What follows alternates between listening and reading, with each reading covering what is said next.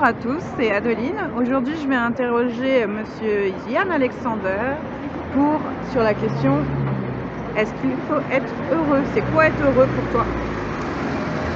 Être heureux, c'est difficile de répondre à ce genre de questions. Il y a un côté un peu flou là-dedans. Pour moi, je dirais que être heureux, c'est surtout être en accord avec soi-même. Être capable de se regarder dans une glace le peu de temps que l'on passe sur Terre. Je pense que c'est surtout ça.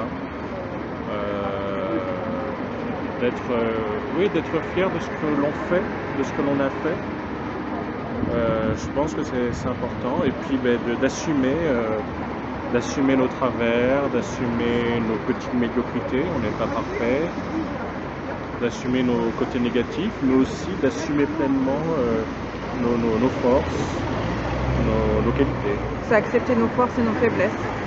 C'est ça, accepter nos forces et nos faiblesses, ça fait un peu cliché de le dire, hein. Les gens souvent, oh là là, mais non, c'est pas un cliché. C'est pas un cliché, Je pense non. que c'est important et je crois que c'est un leurre de faire croire aux gens qu'on ne peut avancer dans la vie qu'en étant fort. Et puis aussi qu'en étant heureux. Parce qu'en fin de compte, être heureux, c'est quoi en fait? Mais être heureux, c'est une question qui est délicate parce qu'en fait, on s'aperçoit que le bonheur des uns n'est pas le bonheur des autres.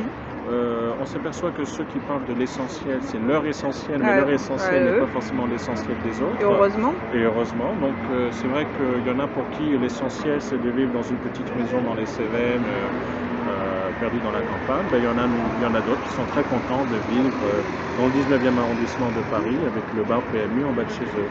Donc ça, oui, c'est à l'appréciation de chacun. Et je pense que c'est un leurre de faire croire à une sorte de bonheur universel. Et surtout, cette injonction au bonheur empêche les gens d'accepter, empêche beaucoup les gens de progresser, d'accepter les difficultés,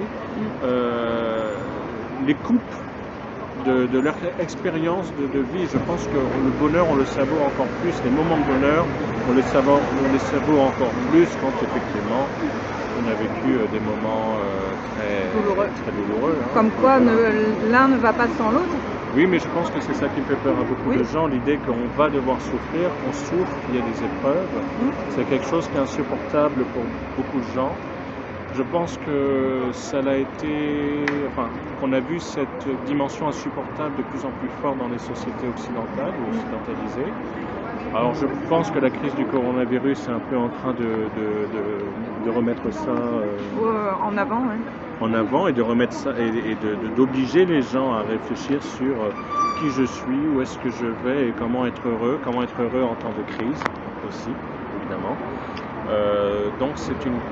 Mais est-ce que heureuse, du coup, comme tu viens de le dire, ça serait pas seulement accepter de vivre tout simplement avec le bien et le mal, ou le négatif et le positif?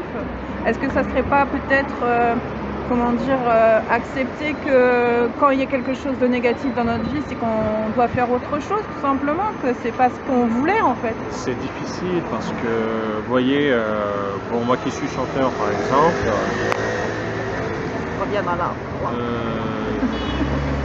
je ne sais pas, si demain on me dit Yann, tu ne pourras plus chanter, tu ne pourras plus monter sur scène, comment je le vivrai? Alors c'est une possibilité, hein, j'y ai réfléchi et j'ai pas attendu le confinement pour y réfléchir évidemment, parce que les parcours artistiques c'est des hauts et des bas. Comme la vie. Comme la vie, voilà, là on est à Paris, à Montparnasse, on se balade. Personne ne me reconnaît et c'est pas grave en soi, mais je veux dire, tout ce genre d'éléments m'ont obligé à réfléchir sur qui je suis, est-ce que ma parole a de l'importance, est-ce que ce que je dis entre suffisamment en écho avec les aspirations des gens. Ça a une importance que ça fasse écho? Oui, parce que je suis pas on a tous de l'ego, mais ce que je chante n'a du sens que s'il y a un partage, et c'est pour ça que je suis heureux. Et c'est dans ces circonstances-là, quand il y a un partage, que je suis heureux. Voilà. C'est dans ces circonstances-là que je suis en accord avec moi-même.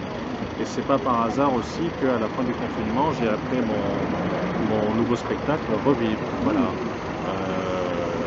Dès juin, on a rodé avec Bertrand, et puis après, ça s'est fait avec Michel. ça s'appelait Revivre, mais c'était pas par hasard. Mais Revivre est un mot fort qui montrait à quel point justement la musique vous faisait revivre. Mentalement, psychologiquement, physiquement aussi, au niveau du corps, on le sent. Alors je m'égare un peu. Est-ce que donc être heureux, c'est pas simplement se sentir vivre, peu importe les émotions en fin de compte? Oui, bien sûr. C'est vrai qu'on oublie le côté exceptionnel de nos vies. C'est-à-dire qu'on a l'impression de quelque chose de banal et ça n'est pas du tout. Ça ne l'est pas du tout. Je trouve ça fantastique de vivre et je dois dire que chaque matin, je suis toujours curieux de voir ce que la journée va réserver. Voilà. C'est bizarre, même quand j'étais au fond du fond, même quand je n'avais rien, même quand j'ai vraiment touché le fond. Et ben j'étais quand même curieux de voir ce que la journée allait réserver. Oui, de toute façon, c'est ça, c'est la curiosité de vivre. C'est ça, on est curieux de vivre en Oui, fait. tout à fait. Et puis en fin de compte, quand on a on ne peut pas se passer de la souffrance. S'il n'y avait pas de souffrance, de mon point de vue, on ne pourrait pas accepter d'être heureux de toute façon. On a conscience du bonheur à partir du moment où on a vécu le malheur en fait. Voilà, c'est du bon sens. C'est du bon sens, je sais pas, mais en tout cas. C'est de la logique, donc c'est du bon sens. A priori oui. Je veux dire, l'un ne va pas sans l'autre, le blanc ne va pas sans le noir. Et voilà, donc je pense que c'est effectivement, enfin là je ne dis rien de novateur. Non, mais il est toujours bon de le rappeler. Je pense qu'en fait notre société a besoin de se rappeler de ça, que le but, est-ce que vraiment la quête ultime, ça serait d'être heureux? Est-ce que ça serait on ne peut pas être heureux 24 heures sur 24, c'est pas possible. Nous sommes confrontés à des événements personnels, sociétaux, qui bousculent nos vies en permanence, enfin, même avant le.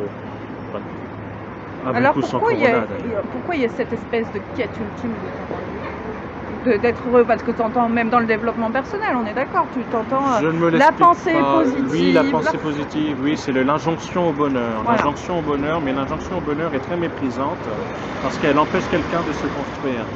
On ne se construit pas en se forçant à être heureux. Non, on est d'accord. C'est comme dans les comités d'entreprise ou dans les entreprises, on apprend qu'il y a des espaces où les gens peuvent faire du développement personnel. Oui, mais enfin, si le patron est un connard, on peut faire tout le développement personnel du monde dans l'espace qui est dédié. On a le droit de ne pas aimer. Et ça se passera pas. Et puis on a le droit de ne pas aimer. Puis j'irai même plus loin. On a le droit d'être malheureux. On a le droit de s'accorder des moments de mélancolie. De tristesse. On a le droit de s'accorder des moments de tristesse. C'est pas du négatif. Non, c'est pas négatif. C'est une émotion qu'il faut accepter telle qu'elle est pour nous permettre de dire c'est pas ça que je veux, c'est ça que je veux. Et dire c'est là où je veux aller. Tout à fait. Moi je le vois comme une direction personnellement maintenant. Ok, je suis triste, ok, je suis en colère, mais c'est là que je veux aller. Je m'en sers comme une boussole, tu vois. Oui, je pense qu'il y a un peu de ça. Je pense que c'est un moteur.